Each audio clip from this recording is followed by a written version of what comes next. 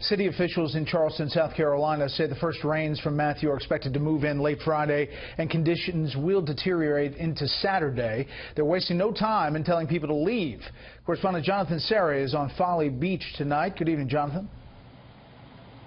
Good evening, Brett. As you know, Folly Beach was devastated during Hurricane Hugo back in 1989. So many residents and business owners are taking the warnings very seriously. You can see behind me already boarding up windows to protect against the potential of hurricane-force winds and also placing sandbags in lower-lying areas to protect against storm surge. And because there are so many rivers and tributaries connected to the Atlantic, storm surge is not just a problem for the coast. Listen.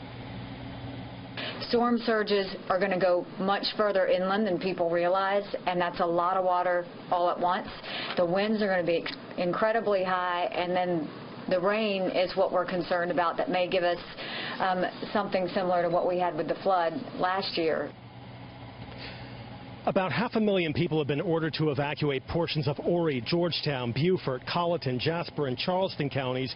To accommodate this, state highway officials have reversed the eastbound lanes of Interstate 26 from Charleston all the way to Columbia. All lanes moving westbound for a 100-plus mile stretch leading from the low country to the Midlands. Here on the coast, most supermarkets and gas stations have remained open so far, but Governor Nikki Haley says that will eventually change as store managers and employees themselves seek shelter. So residents who choose to stay behind need to be self-sufficient.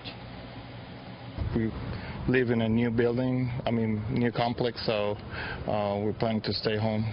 So you feel pretty safe there? I feel pretty safe, yeah. So everything for the best. The city of Charleston distributed more than 15,000 sandbags. They were in very high demand and went quickly. Officials say residents and businesses that still need more sandbags should contact local hardware stores. And state officials are urging motorists to obey detours and pay attention to law enforcement. There was one incident yesterday that turned fatal in Berkeley County. Law enforcement say that a motorist knocked over some safety cones and sped on by a roadblock at one of the evacuation routes, and when deputies tried to confront him, they say the motorist opened fire on them.